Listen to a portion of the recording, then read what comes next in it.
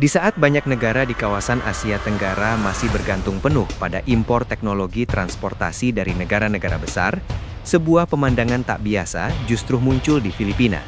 Bukan Jepang, bukan Cina, bukan Korea Selatan. Yang dipamerkan secara terbuka kepada publik Filipina justru kereta api buatan Indonesia. Bukan sekedar dipajang di sudut depo atau diperkenalkan diam-diam dalam forum tertutup, tetapi diperlihatkan dengan percaya diri, diliput media nasional, dan menyebar cepat di media sosial. Dalam hitungan hari, gambar dan video kereta buatan Indonesia itu final, memancing rasa penasaran sekaligus keterkejutan publik. Bagi warga Filipina, ini adalah pemandangan yang tidak mereka duga. Selama ini, jika berbicara tentang teknologi kereta api modern di Asia, nama-nama yang muncul hampir selalu sama. Jepang dengan reputasi presisi dan ketepatan waktunya, Cina dengan ekspansi agresif dan dukungan pembiayaan besar-besaran, serta Korea Selatan dengan konsistensi kualitas dan pengalaman ekspor teknologinya. Indonesia jarang, bahkan hampir tidak pernah, disebut dalam daftar itu. Karena itu, ketika kereta buatan Indonesia muncul di rel Filipina dan diperkenalkan secara terbuka, reaksi publik pun bercampur antara kaget, penasaran, dan skeptis. Namun yang terjadi kemudian justru lebih menarik. Media Filipina tidak hanya memberitakan, tetapi mengulas. Warganet tidak hanya menonton, tetapi berkomentar. Dari satu unggahan ke unggahan lain, narasi mulai bergeser.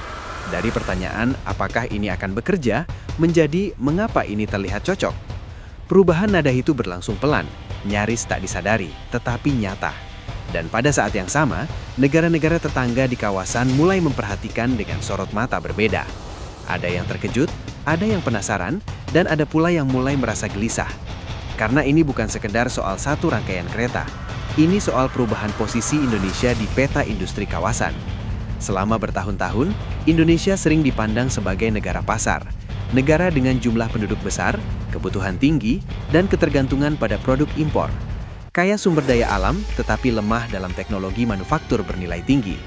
Bahkan di dalam negeri sendiri, produk buatan Indonesia kerap dipandang sebelah mata. Ada anggapan lama yang sulit dihapus bahwa barang lokal kalah sebelum bertanding melawan produk impor. Persepsi ini tertanam bukan hanya di benak konsumen, tetapi juga dalam diskursus publik. Namun, persepsi itu tidak runtuh oleh kampanye besar-besaran atau slogan nasionalisme yang lantang. Ia mulai retak justru karena fakta-fakta kecil di lapangan yang sulit dibantah. Salah satunya datang dari rel-rel kereta di Filipina. Kisah ini sebenarnya bermula dari masalah klasik yang telah lama menghantui negara tersebut, krisis transportasi. Armada kereta yang menua, boros bahan bakar, sering mengalami gangguan teknis, dan semakin tak mampu melayani kebutuhan mobilitas masyarakat yang terus meningkat. Di kota-kota besar, keterlambatan dan kerusakan menjadi pemandangan sehari-hari. Sistem yang dulu dirancang untuk kebutuhan lama, kini dipaksa menanggung beban baru.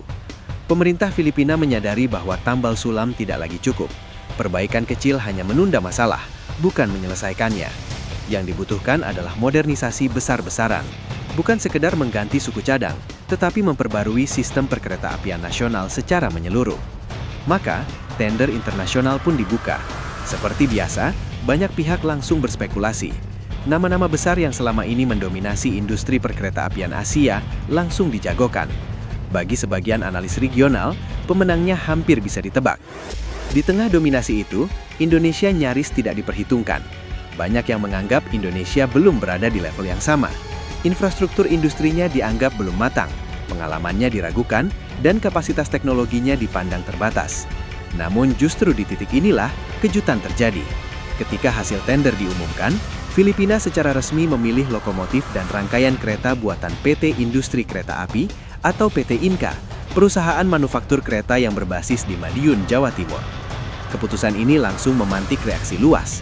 Media kawasan mempertanyakan, sejak kapan Indonesia mampu mengalahkan raksasa industri perkeretaapian Asia? Sebagian menyebutnya keputusan berani, sebagian lain bahkan menganggapnya spekulatif. Namun alih-alih menutup-nutupi atau meredam sorotan, Filipina justru melakukan hal sebaliknya. Kereta buatan Indonesia diperkenalkan kepada publik, dioperasikan secara nyata, dan diliput luas oleh media lokal. Tidak ada upaya menyembunyikan, tidak ada kesan ragu. Video kedatangan dan pengoperasian kereta tersebut menyebar cepat di media sosial. Dari situlah respons publik Filipina mulai berubah. Awalnya skeptis, lalu berangsur-angsur menjadi antusias. Banyak warga yang mengaku terkejut melihat performa kereta yang dinilai stabil, nyaman, dan terasa sesuai dengan kondisi lokal mereka. Tidak berlebihan, tidak canggung, dan tidak terasa dipaksakan. Kereta itu bekerja sebagaimana mestinya. Di balik cerita ini ada satu sosok teknologi yang menjadi simbol kemampuan industri Indonesia, yakni lokomotif CC300. Lokomotif ini merupakan salah satu produk tercanggih buatan PT Inka. Berbeda dengan banyak lokomotif impor yang dirancang untuk kondisi iklim sedang, CC300 dirancang sejak awal untuk menghadapi tantangan wilayah tropis. Mesin diesel hidrolik yang digunakan mampu bekerja optimal di suhu tinggi, tingkat kelembaban ekstrim, hingga kondisi rel yang kerap tergenang akibat hujan lebat. Sebelum dioperasikan, lokomotif ini telah melalui serangkaian pengujian ketat. Pengujian statis dilakukan untuk memastikan kesesuaian dimensi, emisi gas buang, sistem klakson, hingga diameter roda. Setelah itu, pengujian dinamis dilakukan untuk menilai performa dalam kondisi operasi nyata.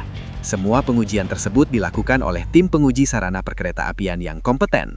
Hasilnya menunjukkan bahwa CC300 memenuhi standar yang ditetapkan dan layak digunakan untuk operasional jangka panjang. Namun keunggulan utama yang kemudian disadari Filipina bukan semata-mata soal spesifikasi teknis di atas kertas. Yang paling menentukan justru relevansi di lapangan. Banyak kereta impor lama dari negara maju ternyata tidak sepenuhnya cocok dengan kondisi Filipina. Sistem yang dirancang untuk iklim berbeda sering mengalami penurunan performa. Perawatan menjadi mahal, suku cadang sulit didapat, dan ketergantungan pada teknisi asing pun tinggi. Dalam konteks inilah, kereta buatan Indonesia tampil lebih adaptif. Aspek biaya juga menjadi faktor krusial. Jepang dan Korea Selatan dikenal unggul dalam teknologi, tetapi biaya investasi awal dan perawatan jangka panjangnya tidak kecil. PT Inka datang dengan pendekatan berbeda. Kualitas yang mendekati standar negara industri besar, namun dengan biaya pembelian dan perawatan yang jauh lebih efisien. Bagi Filipina, ini bukan hanya soal menghemat anggaran, melainkan strategi jangka panjang untuk membangun sistem transportasi yang berkelanjutan tanpa membebani keuangan negara. Seiring berjalannya waktu, narasi bahwa proyek ini hanyalah percobaan mulai runtuh. Operasional kereta berjalan mulus, gangguan minim, dan efisiensi meningkat. Publik Filipina yang semula ragu mulai membela keputusan pemerintahnya. Di media sosial, komentar netizen berubah nada, dari sindiran menjadi pujian, dari keraguan menjadi kebanggaan. Persepsi pun bergeser, tidak hanya terhadap proyek ini, tetapi terhadap Indonesia secara keseluruhan. Indonesia tidak lagi dipandang sekedar sebagai negara tujuan wisata atau eksportir bahan mentah, tetapi sebagai produsen teknologi transportasi yang relevan dan dapat diandalkan. Dampak psikologis dari perubahan persepsi ini terasa hingga ke tingkat regional. Ketika satu negara ASEAN mulai menjadikan negara tetangganya sebagai rujukan teknologi, dinamika kawasan ikut berubah. Negara-negara lain mulai membandingkan ulang strategi industrinya. Beberapa media asing mulai menyoroti kebangkitan manufaktur Indonesia meski sering dibungkus dengan nada skeptis. Namun fakta di lapangan sulit diabaikan. Puncak validasi datang ketika Filipina melakukan pemesanan lanjutan. Dalam dunia industri, repeat order adalah bukti kepercayaan tertinggi. Artinya produk tersebut bukan hanya diterima, tetapi dipercaya untuk jangka panjang. Ini sekaligus mematahkan anggapan lama bahwa Indonesia hanya mampu bermain di pasar domestik. Dari Madiun, Indonesia membuktikan diri sanggup bersaing dan menang di arena regional yang sebelumnya dikuasai pemain lama. Keberhasilan ini bukan kebetulan dan bukan hasil pencitraan sesaat. Ini merupakan buah dari strategi industri yang dibangun secara konsisten. PT Inka tidak berusaha menjadi yang paling canggih di atas kertas, tetapi fokus menjadi yang paling sesuai dengan kebutuhan nyata negara berkembang tropis. Pendekatan inilah yang justru menjadi keunggulan kompetitif Indonesia. Di saat negara lain menjual teknologi mahal dengan kompleksitas tinggi, Indonesia menawarkan solusi yang realistis, efisien, dan tepat guna. Di titik inilah muncul rasa gelisah di kawasan, bukan semata karena iri, tetapi karena terjadi pergeseran nyata dalam persaingan. Indonesia yang dahulu hanya dianggap pasar, kini mulai mengganggu pasar tradisional negara-negara besar. Bukan dengan retorika, melainkan dengan produk yang bekerja dan diakui oleh pengguna. Filipina kini memamerkan kereta buatan Indonesia sebagai simbol modernisasi.